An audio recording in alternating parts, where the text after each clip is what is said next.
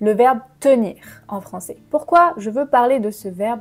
Parce qu'il a plusieurs significations, plusieurs utilisations, et vous allez voir, il est très important en français. Pour commencer, on fait un petit rappel de tenir au présent. La conjugaison, c'est je tiens, tu tiens, il tient, nous tenons, vous tenez, ils tiennent. Au passé composé, on va l'utiliser avec l'auxiliaire avoir. J'ai tenu la porte. Pour les différentes significations, les différentes utilisations, on va commencer avec tenir quelque chose physiquement. Je tiens un cahier. Simple. Je tiens. Donc ça signifie je supporte quelque chose, comme le verbe to hold en anglais. Il peut être aussi utilisé pour dire qu'on maintient une position ou un lieu. Par exemple, ils tiennent la forteresse. Une autre utilisation très importante, c'est tenir à quelque chose ou tenir à quelqu'un. Ça signifie que la chose ou la personne est très importante pour nous. Donc, si quelqu'un vous dit « je tiens beaucoup à toi », ça signifie que vous êtes très important pour cette personne. On peut aussi dire « il tient énormément à sa voiture ». Sa voiture est très importante pour lui.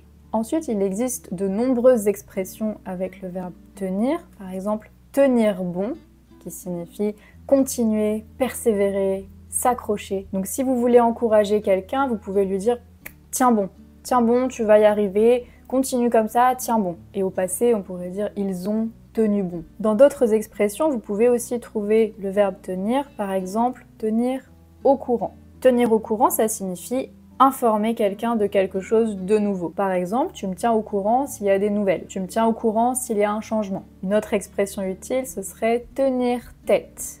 Ouais, c'est directement tenir et ensuite tête. Tenir tête.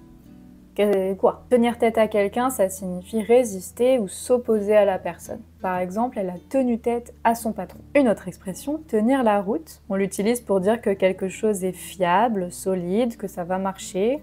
Par exemple, ouais, le plan tient la route, ça me paraît logique, fiable. Tenir le coup. Là aussi, ça signifie résister malgré quelque chose de négatif, malgré une épreuve. Donc vous pouvez dire à quelqu'un « tiens le coup » si vous voulez l'encourager. Un peu comme « tiens bon », c'est assez similaire. Une autre utilisation de tenir que je trouve très importante parce qu'on l'a dit très souvent sans vraiment faire attention, mais ça peut vous être utile, donc je vous donne aussi l'information, parce qu'on partage ici. Si vous donnez quelque chose à quelqu'un, j'ai un vernis à ongles, je veux le prêter, je veux le donner à quelqu'un, en faisant le geste, je vais dire « tiens ». Tiens. Donc ça signifie « prends ce que je te donne, tiens, c'est pour toi ». Si vous voyez la personne, vous allez dire « tenez ». Tenez, c'est pour vous. Tiens, c'est pour toi. Ou juste tenez, juste tiens. Autre chose aussi, quand quelque chose se réalise, une chose à laquelle vous pensiez, ou alors si vous pensiez à une personne et que tout à coup elle arrive, vous pouvez utiliser tiens. Je m'explique. Donc vous pensiez à la personne, et elle arrive tout à coup. Vous pouvez dire « tiens, je pensais à toi ». Même chose si une situation prévue se produit, vous pouvez dire « ah, tiens, j'en étais sûre, tiens, j'en étais sûre ». Pour terminer cette vidéo, je vous donne 3 petites phrases et vous devez conjuguer le verbe et également trouver de quelle utilisation il s'agit. Première phrase, il, tenir, fermement son sac dans le bus. Il tient, ok, et c'est physiquement. Deuxième phrase, nous vous tenir, au présent toujours, au courant des résultats des examens. Nous vous tenons au courant.